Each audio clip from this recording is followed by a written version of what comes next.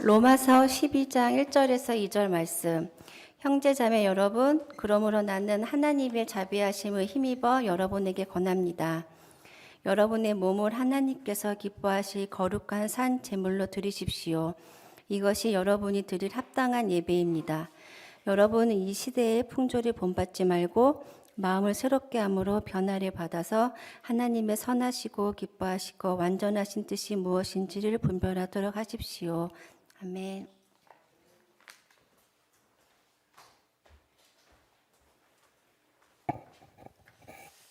자, 기도하고 말씀 나누겠습니다. 참 좋으신 하나님 아버지 감사합니다. 오늘도 부족한 자 주의 말씀 들고 섰습니다. 학자혈을 허락하셔서 듣는 모든 사람이 주의 음성을 듣게 하시고 용기와 힘을 얻고 돌아갈 수 있도록 도와주시옵소서. 감사드리며 예수님의 이름으로 기도합나이다. 아멘. 감사합니다. 주의 이름으로 사랑하고 또 여러분 귀한 말씀 함께 나누게 돼서 얼마나 감사하고 영광인지 모르겠습니다. 성경에서 심장이라고 하는 책이 있습니다. 여러분 아시겠죠? 오늘 본문인 로마서입니다. 심장 그러면 어떻습니까? 피를 막 뿜어내야지 우리가 살 수 있습니다. 그것처럼 성경의 그 복음의 핵심, 그 진수를 지금도 정말 살아 역사하셔서 로마서를 통해서 막 뿜어내고 있습니다. 여러분 오늘 그 말씀 가운데 여러분 흠뻑 젖으시고 또 말씀과 은혜 받게 여러분 되시기를 주님의 이름으로 축원드립니다. 로마서는 여러분 다 아시겠지만 성경에 정말 신약의 27장 중에 13장을 쓰신 사도 바울, 정말 그 복음을 가장 세상에 널리 선포하고 또 말씀을 널리 전한 분이십니다. 구약의 모세와 같은 분입니다. 특별히 이분은 전도 여행을 하러 세상을 막 다니셨어요. 소아시아, 유럽을 다니시고 하셨는데 그 중에 3차 전도 여행 때 고린도라는 그 곳에서 로마 교회의 교우들을 위해서 쓰신 글입니다. 로마서 그래서 저는 사실 로마에서 썼는 줄 알고 처음에는 그랬는데 자세히 이제 공부하면서 고린도에서 그 로마 교회에 있는 그 교우들을 위해서 안타까움으로 쓰신 그 편지입니다. 사실은 그 당시에 이 사도 바울에 대해서 많이 오해가 있었어요. 여러분 다 아시겠지만 사도 바울은 예수님을 만나기 전에는 사람들을 핍박하는 그런 사람이었었어요. 그래서 사도 바울이 온다고 하면 우리를 잡으려고 온 거 아닌가? 우리를 죽이려고 온 것이 아닌가? 이렇게 오해하는 분들이 많이 있었어요. 그리고 또 예수님에 대해서 전하다 보니까 아직 유대인들은 예수님을 아직 메시아로 받아들이지 못했기 때문에 굉장히 좀 사도 바울을 싫어하는 또 색안경을 쓰고 보는 그런 상황이었었습니다. 그래서 로마서를 통해서 로마 교우들에게 편지를 쓴 거죠. 1장부터 11장까지는 내가 누구인지, 사도 바울 내가 누구인지를 썼고요. 또 복음의 진수에 대해서 자세하게 하나하나 다 썼습니다. 교리에 대해서 썼습니다. 그래서 그거에 대해서 썼고요. 그래서 거기에 자세히 보시면 교회 생활이 어떻고 또 사회 생활을 어떻게 해야 되고 이웃의 관계, 하나님과의 관계, 또 예수님의 그 복음이 핵심이 무엇인지 이런 것에 대해서 자세하게 나와 있습니다. 여러분 꼭 로마서는 여러분 통독하시고 깊이 묵상하시면 너무나 좋은 글입니다. 정말 그러고 나서 12장부터 그러면 그런 교리들, 복음의 핵심을 가지고 우리 구체적인 삶에 어떻게 적용할 것인가, 그거에 대해서 12장부터 나와 있습니다. 그런데 그 12장의 가장 첫 번째 말씀이 바로 오늘 본문인 것입니다. 여러분 가장 중요한 말을 가장 먼저 하겠죠. 그래서 가장 중요한 사도 바울이 정말 자기의 그 복음의 핵심, 그 중에 가장 중요한 것이 바로 예배인 것입니다. 예배라고 말씀하고 계십니다. 예배로 시작해서 예배로 마치라고 얘기하고 있습니다. 우리 삶의 모든 것의 첫 번째 자리에 예배를 두라고 말씀하고 계십니다. 왜 이토록 예배를 강조하셨을까요? 저도 이번에 말씀의 삶을 공부하면서 한 가지 다시 한번 본 것이 있습니다. 하나님께서 천지를 창조하시고 아담과 하와를 만드셨잖아요. 그런데 거기에는 처음에는 예배의 모습이 없어요. 왜 그랬을까요? 거기서 아담이 하와가 하나님께 예배를 드리고 제물을 바쳤다? 이런 얘기를 찾아볼 수가 없습니다. 왜 그랬을까요? 그들의 삶 자체가 예배였던 것입니다. 그들의 삶 자체가 그냥 늘 예수님과 동행하고 얘기하고, 보시면 하나님께서 그냥 그 에덴 동산을 거느시면서 아담아 어디 있니? 이렇게 말씀하시는 거예요. 그러니까 늘 같이 동행했다라는 것입니다. 그것처럼 뭐 쉽게 하나님과 정말 산책도 하고요. 같이 가면서 이 꽃도 하나님 너무 잘 만드셨어요. 이렇게 얘기하고 동물도 보면서 쟤는 너무 말썽꾸러기예요. 막 이렇게 얘기하면서 하나님과 정말 그 사는 삶이 바로 예배가 되었던 것입니다. 그러나 어떻습니까? 죄를 지음으로 말미암아 그렇게 아름다운 하나님과의 관계가 끊어져 버린 것입니다. 죄로 인해서 더 이상 하나님과 그 에덴 동산에서 지낼 수 없게 되는 것입니다. 그래서 하나님께서 우리에게 주신 것이 바로 이 예배입니다. 예배를 통해서 다시 하나님과의 그 처음 만들었던 그 하나님의 목적, 인간을 창조한 목적을 다시 회복시키기를 원하시는 것입니다. 예배의 중요한 것은 여러분 다 아시겠지만 피의 제사가 있어야 되는 것입니다. 죄 때문에 누군가는 죽어야 되는 것입니다. 사실은 그 당사자가 죽어야 되지만 하나님께서 은혜를 허락하셔서 다른 동물을 죽임으로 인해서 그 피의 제사를 드리고 그것을 통해서 하나님과 다시 관계가 회복되는 것입니다. 그래서 예배는 바로 창조된 우리의 삶이 다시 회복되는 그 시간입니다. 모든 것에는 목적이 있게 마련입니다. 여러분 샤워하실 때 여러 가지 비누를 쓰지 않습니까?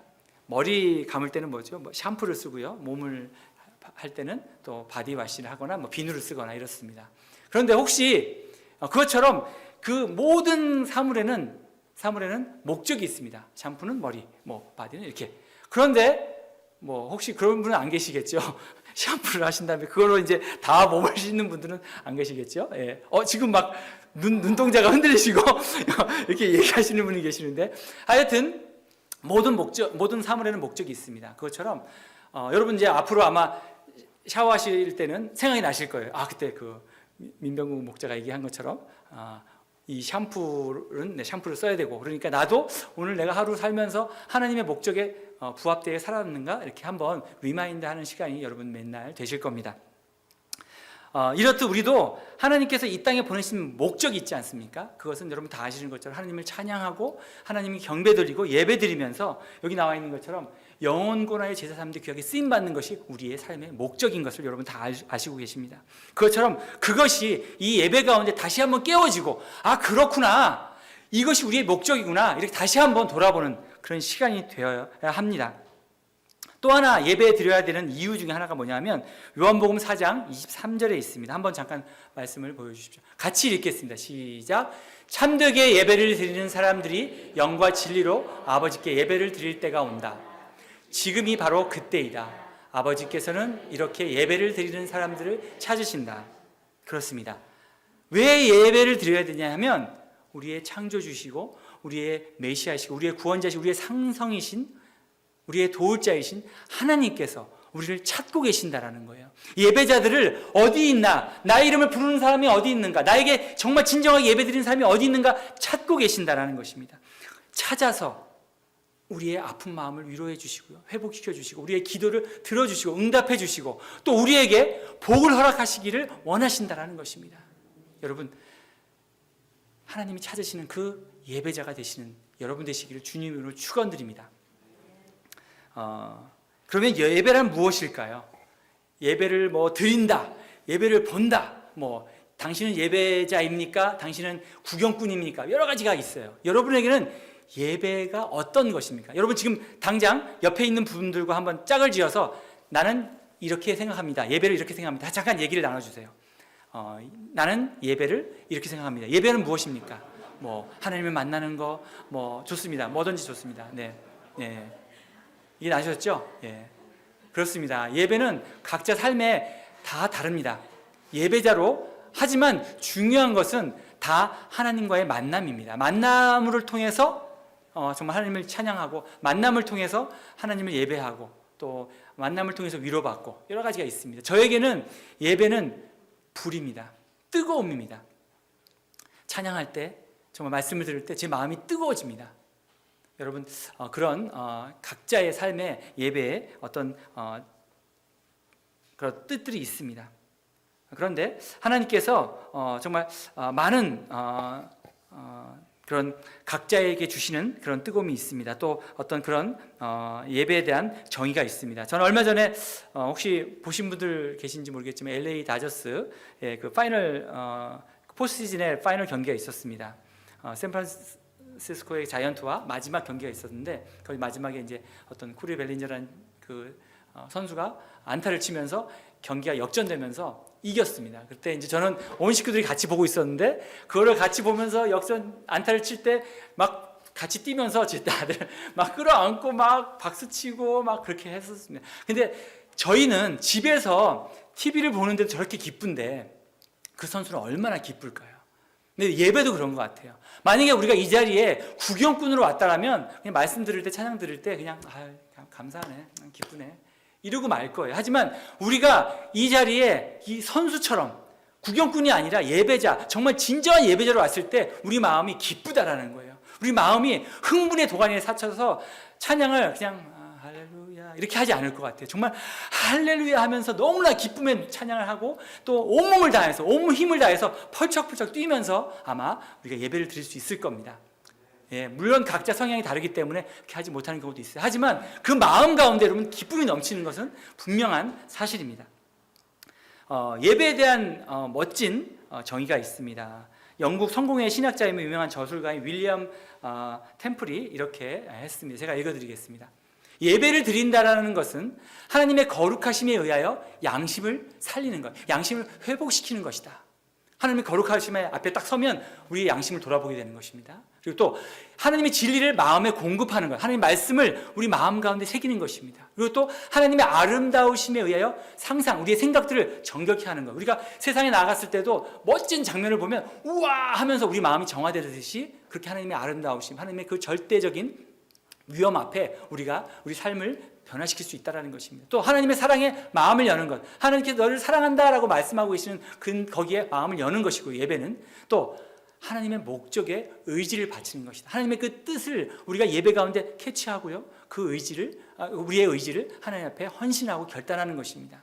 다음에 또 리차드 포스터 이 시대의 영성가이죠. 그분이 말씀하시는 예배라는 것, 예배를 드린다는 것은 진실을 체험하며, 그죠? 그 말씀을 그냥 읽고 마는 것이 아니라 그 말씀을 우리 삶 가운데 체험해야 돼요. 아, 정말 이렇게 되는구나. 하나님 말씀이 이렇게 움직이는구나. 역사하시는구나. 그리고 생명에 접촉하는 것. 또 모든 공동체에서 부활하신 그리스도를 알고 느끼는 것, 체험하는 것이고요. 하나님의 쉐키나, 하나님의 임재와 영광 가운데 들어가는 것입니다. 이렇게 멋지게 표현을 했습니다. 근데 참 말씀이 참 어려워요. 우리 삶과 이렇게 연관되는 것 같지 않아요. 그래서 오늘 말씀을 저희가 성경에서 쉽게 찾아서 함께 나누기를 원합니다. 그러면 성경 속에서 이야기하는 예배가 무엇인가 세 가지만 여러분 같이 나누기를 원합니다. 첫 번째는 예배에도 가짜가 있고요, 진짜가 있습니다. 짝퉁 가방이 있는 것처럼 예배에도 가짜와 진짜가 있습니다. 먼저 가짜의 예를 들겠습니다.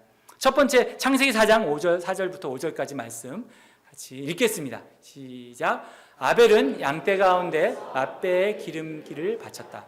주님께서 아벨과 그가 바친 제물은, 가인과 그가 바친 제물은 반기지 않으셨다. 그래서 가인은 몹시 화가 나서 얼굴빛이 달라졌다. 예배 드리고 나서 몹시 화가 나시는 분들이 계십니까? 그렇지 않죠? 가인의 제사를 왜 받으시지 않았을까? 나름 고민하고 생각했었습니다. 특별한 이유가 나와 있지는 않습니다. 하지만 분명한 것은 하나님과의 관계가 죄로 인해서 깨졌습니다. 그렇기 때문에 제사를 드리고 하나님께 나아갈 때는 반드시 피의 제사가 있어야 되는 것입니다. 나의 죄 때문에 누군가가, 내가 죽던, 내가 데리고 오는 그 재물이 죽던 누군가 죽어서 피를 흘려야지 그 죄가 용서된다는 것입니다. 그래서 아마 가인은 그 제사의 의미를 몰랐던 것 같아요. 아니, 하나님을 몰랐던 것이죠. 그냥 제사 곡식을 가지고 와서 하나님께 드렸다는 것입니다. 하지만 아벨은 그것을 알았어요. 자기가 가지고 있는 가장 소중한, 가장 순전한 양을 가지고 와서 예배를 드렸습니다. 그래서 하나님께서 그것을 받으셨던 것 같습니다. 그래서 가인의 제사, 정말 나름대로 곡식을 모아 하나님께 드렸지만 그것은 하나님이 받으실 수 없는 제사였던 것입니다. 가짜였던 것이죠. 또 구약에 두 번의 금송아지 사건이 나옵니다. 첫 번째 사건은 어제 토요일 사실은 장 목사님이 말씀하신 그 모세, 모세 10계명 사건이 있습니다.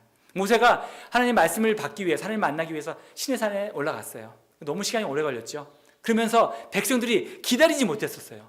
왜냐하면 불안했거든요. 자기의 지도자였던 모세가 없어졌어요. 사라진 거예요. 그러면 언제 적군이 쳐들어올지, 어떻게 자기들이 위협을 받을지 두려운 상황에서 무언가 의지할, 눈에 보이는 뭔가가 필요했다는 것입니다. 그래서 그 사람들도 나름 열심히 했어요. 자기 가지고 있는 그 귀한 금, 목걸이 이런 걸 바쳐서 금신상을 만들었어요. 금송아지 상을 만들었다는 것입니다. 그리고 그 앞에서 열심히 예배를 드렸어요. 그것도 그 사람들은 그것이 하나님이라고 생각하고 열심히 드렸다는 것입니다. 하지만 하나님께서는 분명히 그 가운데 계시지 않았어요. 그래서 하나님 그것도 우리가 열심히 이스라엘 백성이 열심히 드렸지만 그것은 진짜 하나님이 원하시는 예배가 아니었다는 것입니다. 두 번째 금송아지 사건은 뭐냐면 열왕기상에 나와 있는데 다 아시겠지만 이스라엘은 북이스라엘과 남이스라엘로 나눠졌어요. 우리나라처럼 남북한 갈라진 것처럼 북이스라엘과 남이스라엘을 가졌는데 사울왕, 다윗왕, 솔로몬왕 그 아들 르호보암이 그 이스라엘 백성들을 잘못 치리함으로 인해서 여로보암이라는 사람이 나타나서 그러면 우리는 이 르호보암 밑에서 살고 싶지 않다 해서 나라가 갈렸어요. 그래서 북이스라엘 11지파를 이 여로보암이 다스렸고요. 남왕국의 르호보암이 왕이 다스렸습니다.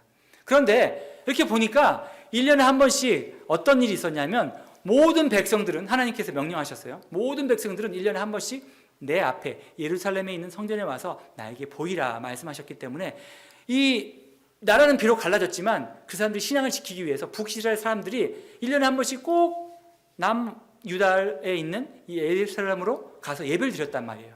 그런데 여로보암 왕 입장에서는 아니 내가 여기 왕인데 왜 사람들이 막 내려가서 말씀을 예배드리고 오니까 자기가 좀 그랬던 거예요. 그래서 정치적인 그런 속셈으로 인해서 베델과 단에다가 또 성전을 짓습니다. 이 여로보암 왕도 나름대로 하나님의 교회를 세운 거예요. 성전을 지은 거예요. 거기다가 또 얼마나 장식을 했겠습니까? 거기에다가 금송아지를 만들었다라는 거예요. 그리고 나서 백성들에게 얘기합니다. 백성들 거기 너무 머니까 가지 마라. 안 가도 된다. 내가 여기에다가 여호와의 전을 성축했다. 여기 금송아지를 내가 해놨다. 여기서 예배드려라. 이렇게 얘기했다라는 것입니다. 하나님께서 기뻐 받으실 리가 없습니다. 세 사건 모두 열심히 예배를 드립니다. 자기의 것을 드리면서 헌금을 하면서 열심히 드립니다. 하지만 하나님 말씀에 순종하지 않은 가짜 예배가 되었다는 것입니다. 결국은 하나님의 심판을 받게 된다는 것입니다. 우리도 어떻습니까? 이곳에 와서 예배를 드리지만 우리가 정말 하나님 기뻐하시는 예배를 드리는가? 다시 한번 우리가 돌아봐야 될 것 같습니다. 바로 그러면 어떤 예배가 진짜 예배인가? 바로 아벨의 목숨을 건 삶을 살았던 아벨의 제사입니다. 제물만 받으셨다고 했습니까? 자세히 읽어보니까 아벨과 제사는 받으셨고요.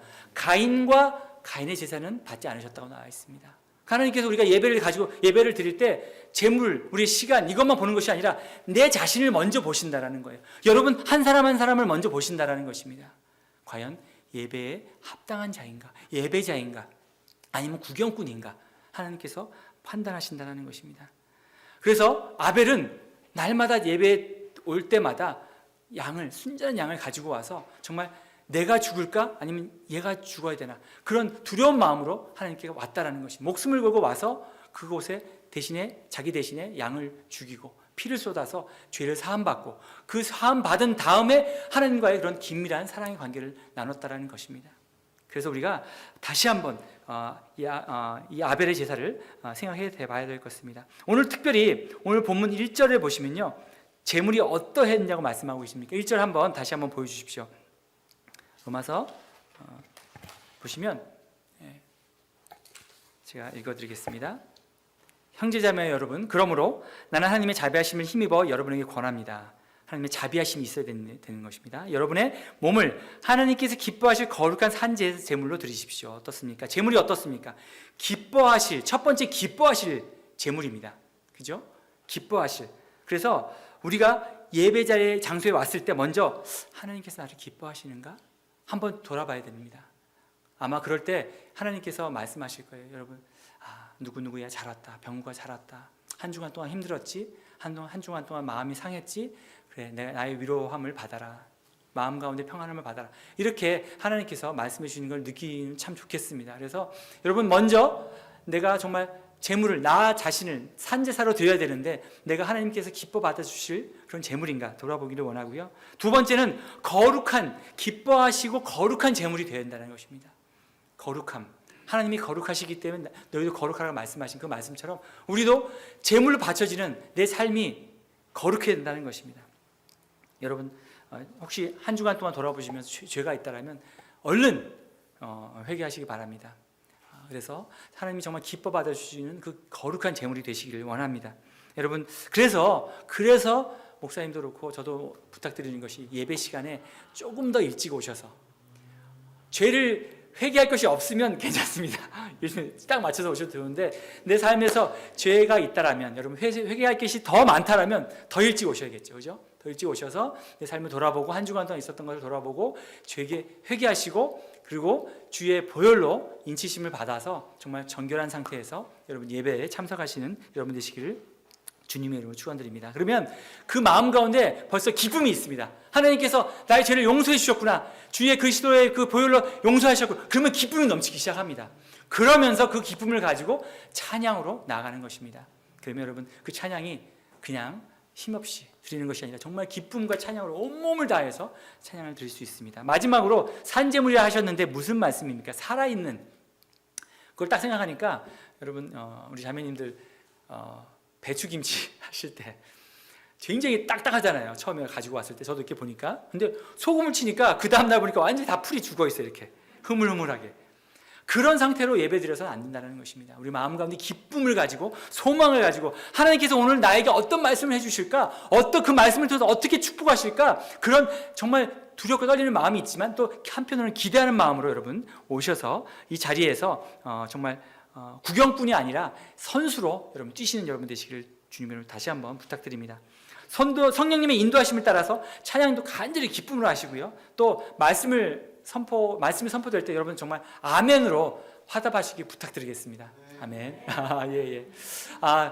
사실은 하나님께서 말씀에 반응할 때, 하나님께서 너희들 이렇게 살아라 말씀하시는데 그냥 맹맹하게 가만히 있으면 하나님이 힘이 빠지잖아요. 특별히 사실 목사님도 그렇고 설교자들은 그 아멘 한마디에 힘이 정말 막 에너지가 막 쏟아납니다. 그래서 아멘 하시기 어려우시면 이렇게 웃으시면서 살짝 웃으시면서 고개라도 이렇게 끄덕끄덕 해주시면 그것이 얼마나 큰 힘이 되는지 모르겠습니다. 그것이 하나님께 반응하는 것입니다. 여러분 꼭 그렇게 해주시기를 부탁드리겠습니다. 아멘. 감사합니다. 네,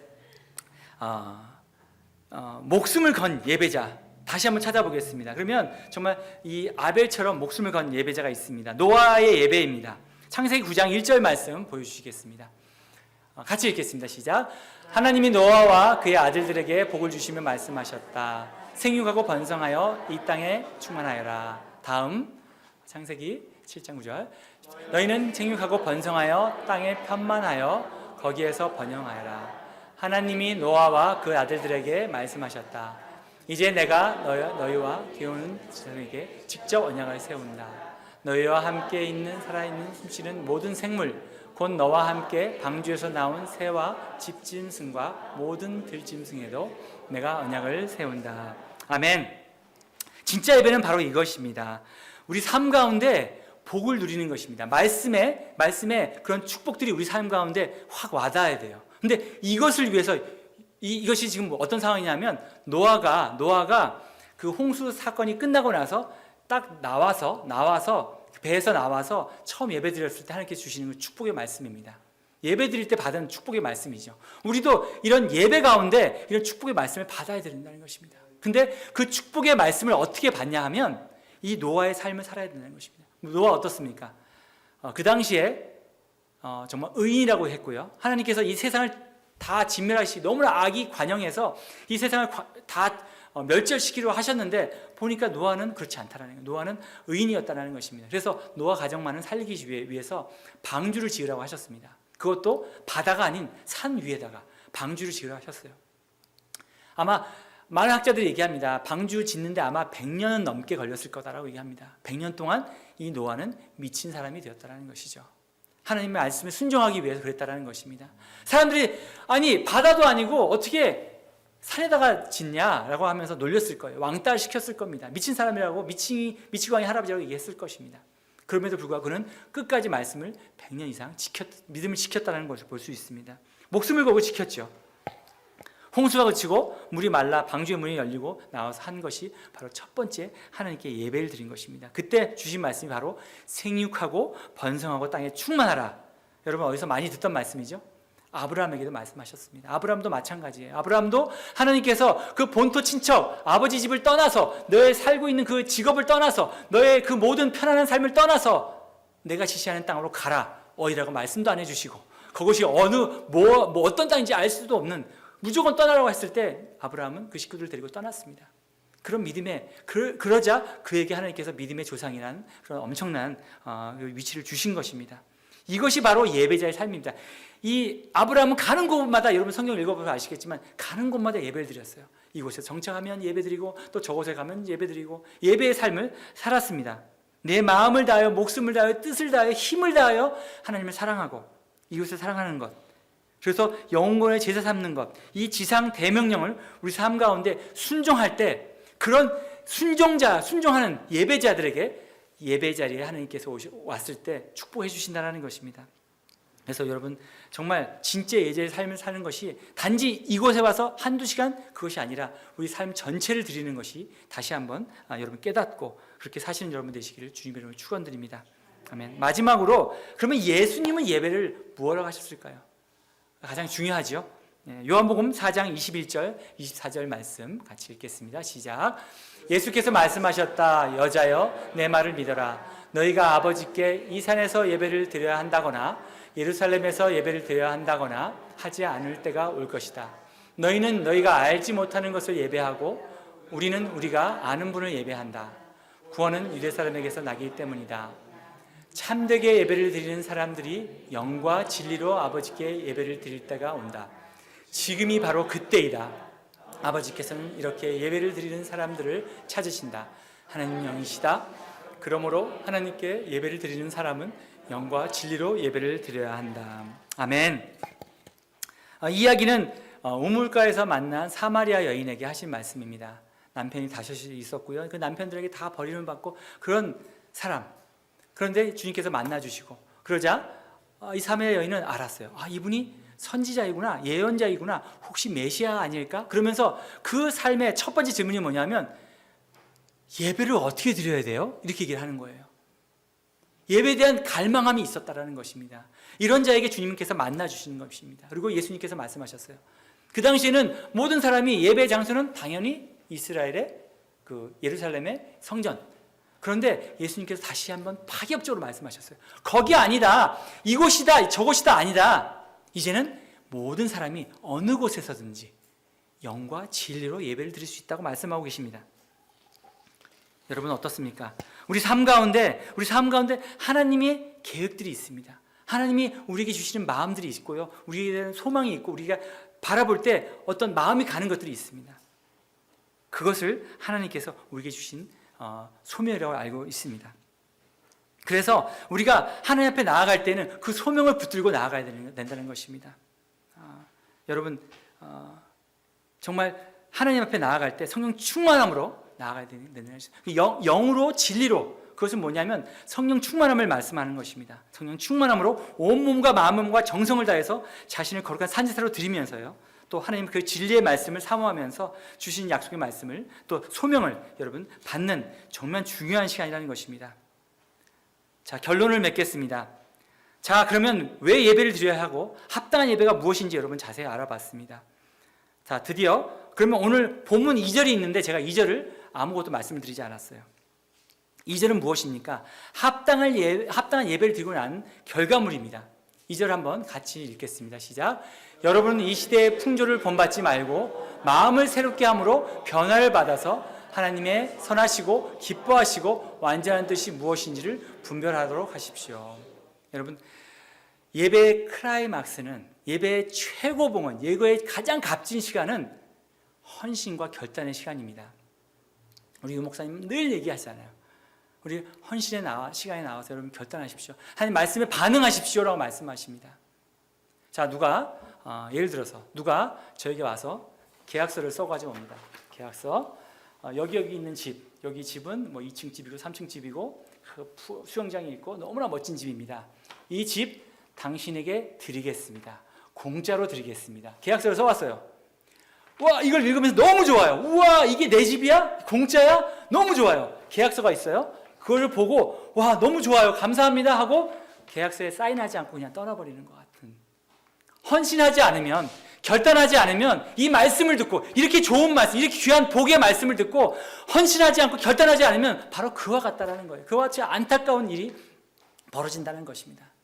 좋은 거 뻔히 알아요. 계약하지 않으면 이것이 내 집이 될 수 없는 것처럼 우리 오늘 말씀 듣고 너무 귀하고 너무나 감사하고 은혜가 스러웠는데 그것을 마지막 시간에 와서 결단하지 않고 헌신하지 않고 그냥 간다면 바로 그런 거가 되지 않을까, 그런 마음이 있습니다.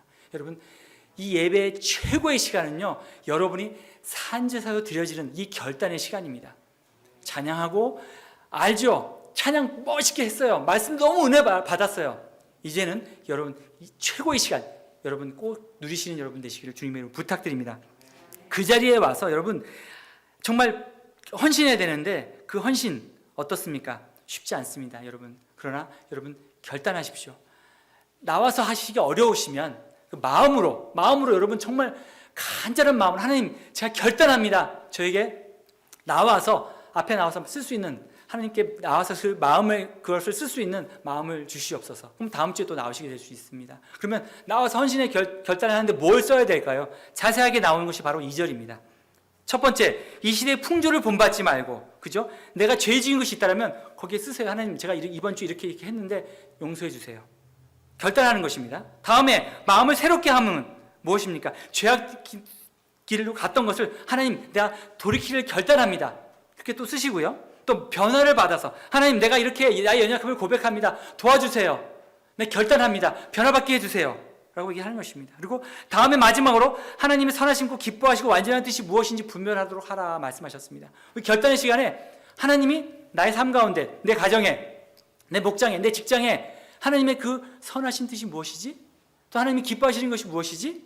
또 하나님께서 하나님 뜻을 내가 완전히 이룰 수 있는 것이 무엇이지? 어떻게 하면 되는 것이지? 거기에다 쓰시는 거예요. 이렇게 하나님 이런 적용의 시간을 여러분 가시시고 헌신하셔서 여러분 이 축복의 계약서에 모두 사인하고 돌아가시는, 예배 때마다 돌아가시는 여러분 되시기를 주님의 이름으로 축원드립니다. 기도하시겠습니다.